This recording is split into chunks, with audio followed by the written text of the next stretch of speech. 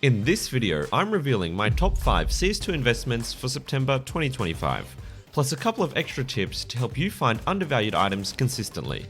And if you're thinking what I'm thinking, the S in September stands for sticker. Yeah, I never had a career in stand-up comedy, but I do have an investment portfolio that's up 25% from last month. As always, we're working off a $400 monthly budget, and of course, I'm putting my own money into every single one of these so I can join you for the ride. Coming in at number 5, we have the Copenhagen Flames 2021 Stockholm Holo. This was a Danish organization that disbanded in April 2023 and has just 2 sticker sets from the Stockholm and Antwerp majors. That means their overall supply is quite limited and no more will ever come into existence. I believe this sticker looks great in game, with the flame design and orange color working great for crafts on red and yellow skins in particular. While this is quite a unique sticker at a nearly $14 price point and already up nearly 300% year to date, I can't justify putting it higher on the list as it simply doesn't have the same ROI potential as some of the other picks. I'm purchasing 5 of them at $13.74. By the way, whenever you're deciding where to purchase stickers, I recommend checking out prices at all of the sites linked in the description. Sometimes the gaps can be huge and you can easily save yourself a couple of dollars. Next up is the Eternal Fire 2024 Copenhagen Glitter. It's gold. I personally think it looks better than the actual gold sticker, and seemingly Valve isn't doing the glitter finish anymore, although this could of course change in the future. Now, I'm going to be honest, I actually thought this organization disbanded after the Turkish lineup we all know with Zentara's Peak & Co. was picked up by Aurora, but they're actually still in the scene. Somewhere. Eventually. There they are, 95th. I don't see them getting to the upcoming majors anytime soon. Since the start of the year, the price has seen consistent month-on-month growth. I'm going to pick up 20 of them at the $2.29 price point, as I see a lot of potential here. Now, before we move on, I want to take a step back and talk broadly about stickers, because the options here are almost endless. And honestly, I would encourage you to explore beyond just the picks I'm covering today. My general rule of thumb for sticker investing is looking for stickers that are unique and stand out visually, craft well on popular skins since that's where most of the demand comes from, and most importantly, have limited decreasing supply. This might be because it's from a disbanded team, an old operation, or tournament. Let's also address the elephant in the room, the Austin Major sticker capsules, which are on sale right now. They do scrape pretty nicely, especially for the autographs, and I've had quite a few comments saying they're underrated. A lot of people attempted to go all in during sales, but ever since Paris, I've been really cautious about blind buying. Here's why. The length of the sale directly impacts supply. If Valve keeps it up for months, millions of extra stickers flood the market, and we ultimately have no idea how long the sale will last.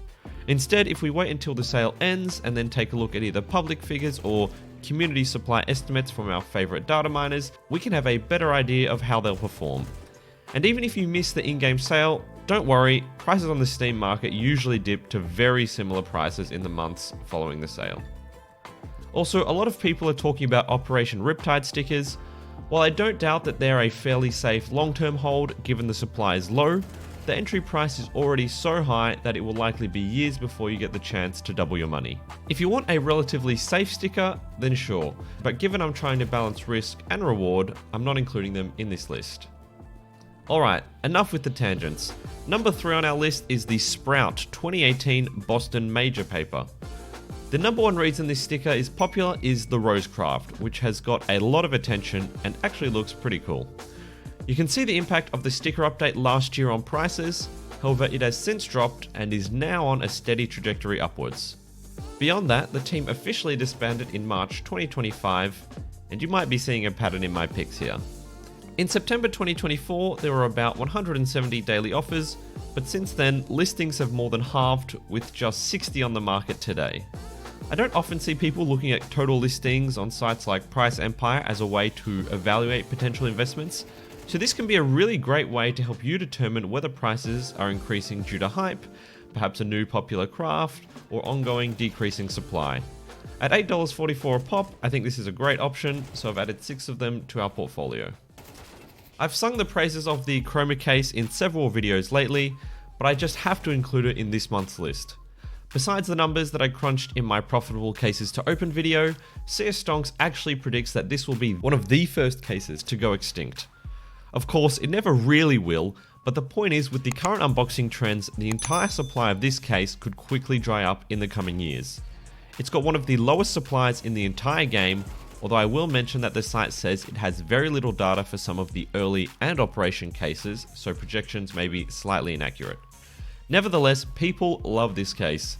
It's got a solid skin lineup with an AWP, M4 and AK in the pinks and reds, plus some of the most desirable knives in the game such as the M9 and Karambit Dopplers, which will only get more expensive in the years to come.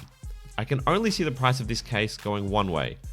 I would be picking up a ton of these if possible, but for this video, I'm starting with 25 at $4.59. Finally, my number one pick for September is the Control Collection fillers.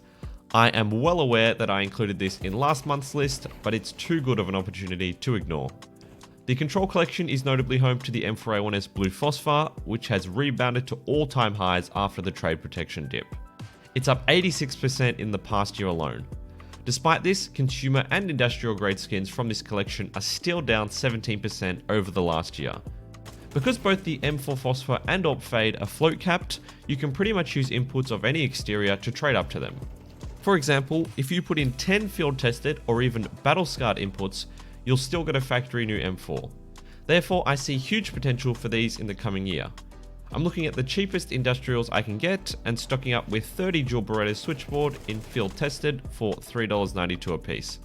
If you want a cheaper entry point, consumer grades are also viable, but my inventory is currently so full with items for upcoming videos, it's not a luxury that I can afford. As a summary, this is how I've distributed this month's portfolio. If you enjoyed this video, be sure to leave a like, and if you want to hear about some of the safest CS investments you can currently make, be sure to check out this video. I'll see you there.